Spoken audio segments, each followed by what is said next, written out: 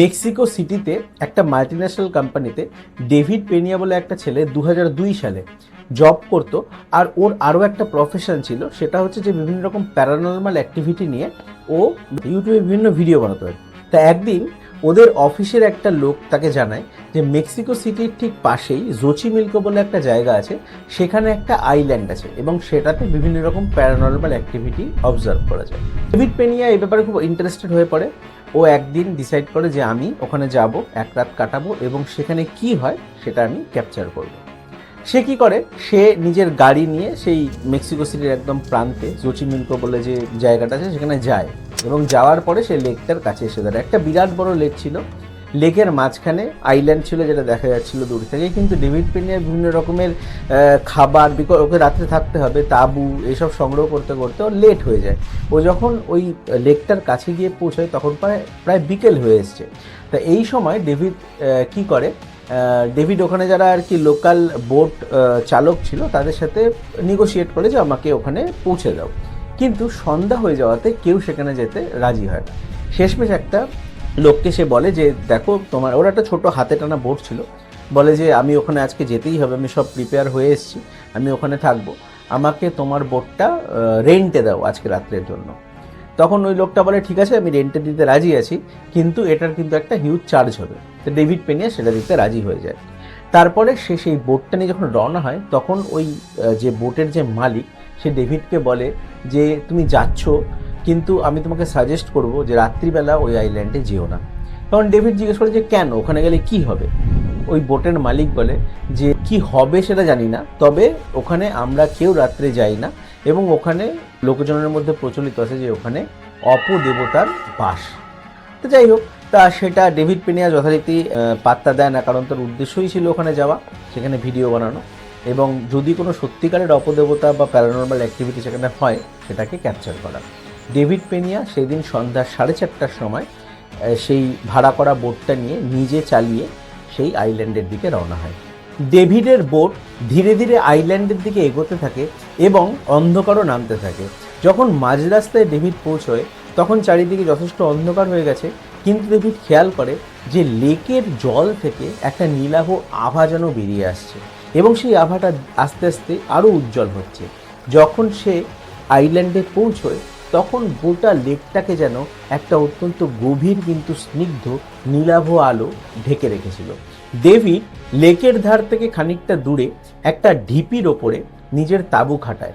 এই জায়গাটা খানিকটা উঁচুতে ছিল, চারপাশে ছিল ঘন জঙ্গল। এখান থেকে লেকটাকে স্পষ্ট দেখা যাচ্ছিল আর সেই লেকের নীলাভ আভাটা কিন্তু ডেভিডকে ভীষণ অবাক করে দিচ্ছিল। যখন তার তাঁবু খাটানো শেষ হয়, চারপাশে যখন গভীর অন্ধকার, তখন ডেভিড বাইরে বেরোয় এবং তার জোরালো টর্চটা দিয়ে আশপাশটা দেখে। প্রথমে বিভিন্ন জঙ্গলই তার চোখে পড়ে, কিন্তু ভালো করে খেয়াল করলে একটা জায়গায় গিয়ে তার টর্চটা থেমে যায়। সেখানে ডেভিড দেখে সেই একটা গাছের ডাল থেকে একটা পুতুল ঝুলছে। পুতুলটার মুখ ক্ষতবিক্ষত, মাথার চুল অবিন্যস্ত, দেখে মনে হয় যেন সাক্ষাৎ শয়তান। পুতুলটার গলায় ফাঁস দেওয়া, সেই ফাঁস থেকে সে ঝুলছে আর একদম ঠিক যেন ডেভিডের দিকে তাকিয়ে তাকিয়ে একটা অত্যন্ত নিষ্ঠুর হাসি দিচ্ছে। প্রথমে চমকে গেলেও আস্তে আস্তে ডেভিড ব্যাপারটায় সয়ে যায় এবং যত তার টর্চ ঘোরাতে থাকে বিভিন্ন গাছের ডালে একই রকমের অসংখ্য পুতুলকে ডেভিড গলায় ফাঁস দিয়ে ঝুলতে দেখে। সেটা এক্সপেক্টেডই ছিল, সে জানতো এই আইল্যান্ডে এরকম অসংখ্য পুতুল আছে যাদের গলায় ফাঁস দিয়ে গাছের ডাল থেকে ঝোলানো, কিন্তু সেই এনভায়রনমেন্টে এই পুরো ব্যাপারটা যেন তাকে একটা অদ্ভুত রকম রহস্যের মধ্যে এবং ভয়ের মধ্যে ঠেলে দেয়। সে নিজের ক্যামেরা বার করে, নিজের টর্চ জ্বালিয়ে চারপাশে একটা এনভায়রনমেন্ট তৈরি করে এবং ইউটিউবের ভিডিও বানায়। ভিডিও বানানো হয়ে গেলে সে তাঁবুতে ঢুকে যায়। তাঁবুতে ঢুকে একটু রেডিমেড খাবার সে এনেছিল সেগুলো খায় এবং খেয়ে যথারীতি চারিদিকে অন্ধকার কতক্ষণ জেগে থাকা যায়। ঘড়িতে যখন 8টা বাজে ডেভিড ঘুমিয়ে পড়ে। হঠাৎ একটা ভূমিকম্প যেন হয় আর মাঝরাতে ডেভিড চমকে ওঠে। ঘুম ভাঙার পরে সে চারপাশে কিচ্ছু দেখতে পায় না, ঘুটঘুটে অন্ধকার। কোনো মতে হাত দিয়ে সে নিজের টর্চটাকে খুঁজে পায় এবং যখন টর্চটা জ্বালায় তখন তাঁবুর বাইরে সে একটা ছায়া দেখতে পায়। একটা মেয়ে তার তাঁবুর সামনে অবিন্যস্ত চুলে দাঁড়িয়ে আছে।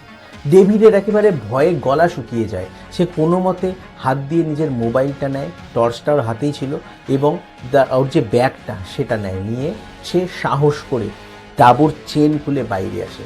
বাইরে এসে যখন সে আবার টর্চটা জ্বালায়, মহিলাটাকে কিন্তু ডেভিড দেখতে পায় না, কিন্তু একটা অত্যন্ত ক্রূর আর দৃঢ় হাসি গোটা আইল্যান্ডে ডেভিড শুনতে পায়। হাসিটা একবার এখান থেকে ওখানে, ওখান থেকে ওখানে ছড়িয়ে যাচ্ছিল, আর কেউ যেন অত্যন্ত ক্রূরভাবে ডেভিডকে বলছিল, আজকেই তোর শেষ দিন।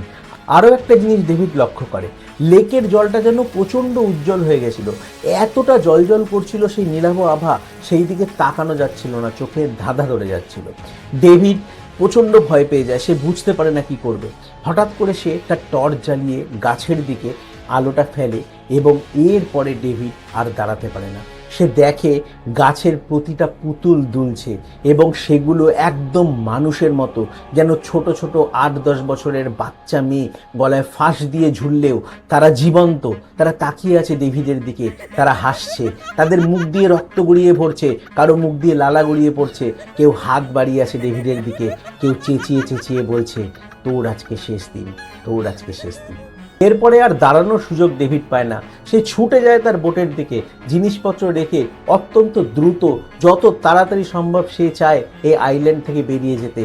কিন্তু তার তো হাতে টানা বোট, সেটা তো জোরে চলে না। টিম টিম করে সেটা এগিয়ে যায়, এবং যখন লেকের মাঝখানে পৌঁছায়, তখন ডেভিড অ্যাকচুয়ালি বুঝতে পারে যে সেই হাসির আওয়াজটা কিন্তু তাকে ছাড়েনি। এখনও ততটা জোরালো হাসির আওয়াজ তাকে ঘিরে রাখে, এবং তার সাথে ঘিরে রাখে সেই লেকের অত্যন্ত উজ্জ্বল নীলাভ সবুজ আলোটা। তার চোখ ধাঁধিয়ে যেতে থাকে, তার কানের পর্দা ফেটে যেতে থাকে, সে ভয়ে একেবারে চুপসে যায়। এবং যখন এরপরে কোনো মতে সে একবার জলের দিকে তাকায়, তখন ডেভিডের গায়ের ক্রোম খাড়া হয়ে যায়, তার সারা শরীর ঘামে ভিজে যায়। সে দেখতে পায় লেকের জলে সেই নীলাভ সবুজ আলোর মধ্যে দিয়ে অসংখ্য মৃতদেহ তার সাথে সাথে এগিয়ে চলেছে, তাকে ঘিরে রেখেছে, তার দিকে তাকিয়ে আছে, তারা সবাই হাসছে। ডেভিড অনেক অনেক অনেক সাহস করে তবু দাঁড়ের বোট টেনে যেতে থাকে, এবং এক সময় কোনো মতে প্রায় পাড়ে এসে পৌঁছায়। এবং যত সে পাড়ের দিকে এগোতে থাকে, সে আবার খেয়াল করতে থাকে সেই নীলাভ সবুজ আলোটা কমে আসছে, সেই হাসিটা কমে আসছে, সেই নিচের মৃতদেহের সংখ্যা কমে আসছে, এবং যে সে যখন একদম পাড়ে এসে পৌঁছায়, তখন সব আবার শান্ত হয়ে যায়। ডেভিড সেদিন কোনো মতে প্রাণে বেঁচে যায়।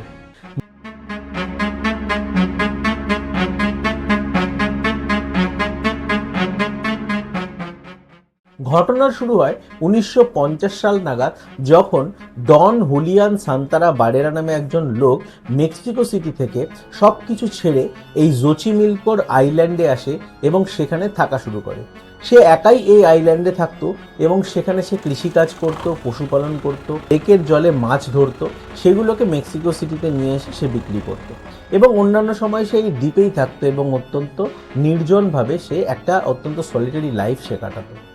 শহরের কোলাহল থেকে দূরে নির্জন এবং অত্যন্ত শান্তিপূর্ণ জীবন হুলিয়ান কাটাচ্ছিল। একদিন সকালবেলা হুলিয়ান যখন লেকের ধারে মাছ ধরতে আসে, কিছু একটা লেকের জলে ভাসতে দেখে হুলিয়ান একটু অবাক হয়। তার কাছে বড় একটা লাঠি ছিল, সেই লাঠি দিয়ে সে কোনো মতে সেটাকে টেনে টেনে কাছে নিয়ে আসে, এবং সেটা যত কাছে আসতে থাকে হুলিয়ান কিন্তু চমকে যেতে থাকে। হুলিয়ান আস্তে আস্তে বুঝতে পারে যে সেটা সাধারণ কোনো বস্তু নয়, সেটা একটা মানুষের মৃতদেহ। যখন একদম কাছে আসে, তখন হুলিয়ান বিস্ফোরিত চোখে দেখে সেটা একটা 18 থেকে 20 বছর বয়সী যুবতী, অত্যন্ত সুন্দরী একটা মেয়ের মৃতদেহ। মেয়েটার মৃতদেহ জলে ভাসছিল, তার গায়ে ছিল সাদা বিয়ের ড্রেস, এবং তার গলায় ছিল গভীর দাগ। কেউ যেন তাকে ঝুলিয়ে দিয়েছিল, ঝুলিয়ে তাকে মেরেছিল, এবং তারপরে তার ডেড বডি ফেলে দিয়েছিল সেই লেকের জলে। হুলিয়ান কোনো মতে সেই মেয়েটার দেহ উদ্ধার করে, এবং সেই আইল্যান্ডেরই এক প্রান্তে দেহকে কবর দেয়। এরপর হুলিয়ান কোনো কাজ করতে পারে না, সে ঘরে ফিরে আসে, এবং অত্যন্ত গভীর একটা দুঃখ তাকে ঘিরে রাখে। সে বারবার সে মেয়েটার কথা ভাবতে থাকে, কি করে তার মৃত্যু হলো, কি করে তাকে জলে ভাসিয়ে দেওয়া হলো। সে এপার থেকে ওপার কিছুই বুঝতে পারে না, অত্যন্ত গভীর চিন্তায় এবং দুঃখে তার সারা দিন কেটে যায়, তার কোনো খাওয়া হয় না, একসময় সে ঘুমিয়ে পড়ে। পরদিন সকালে হুলিয়ানের ঘুম ভাঙলেও আগের দিনের ঘটনার রেশ থেকে কিন্তু সে বের হতে পারে না। সে স্বাভাবিক লাইফে ফিরে যাওয়ার জন্য জাল নিয়ে লেকের ধারে যায়, কিন্তু সেখানে গিয়ে আবার সে চমকে যায়। সে দেখতে পায় আবার একটা মৃতদেহ লেকের জলে ভাসছে। কাছে আসলে সে বুঝতে পারে এটা একটা অন্য মেয়ের মৃতদেহ, কিন্তু একই রকম বিয়ের ড্রেস পরা, একই রকম তার গলায় ফাঁসের দাগ, একই রকম সাদা গ্রাউন্ড সে পড়ে আছে। সে কোনো মতে সেই দেহটাকে আবার উদ্ধার করে এবং একই জায়গায় নিয়ে গিয়ে আগে যেখানে মেয়েটাকে পুঁতেছিল ঠিক তার পাশে এই মেয়েটাকেও সে পুঁতে দেয়। এরপরে তার জীবন একেবারে অবিন্যস্ত হয়ে পড়ে। সে একদম কিচ্ছু ভেবে পায় না, তার মাথা এলোমেলো হয়ে যায়। সে সারা দিন আবার নিজের ঘরে বসে থাকে এবং রাত্রিবেলা আবার সে অচৈতন্য হয়ে শুয়ে পড়ে। তার সারাদিন কিচ্ছু খাওয়া হয় না। মাঝরাতে ঘুম ভাঙলে হুলিয়ান দেখে তার ঘরে একজন পরী দাঁড়িয়ে আছে। অত্যন্ত অপরূপ দেখতে সেই মহিলার, দুটো ডানা আছে, তার গায়ে সাদা গ্রাউন্ড, অত্যন্ত সুন্দর দেখতে এবং তার গলায় ফাঁসের দাগ। হুলিয়ান অবাক হয়ে তার দিকে তাকিয়ে থাকে।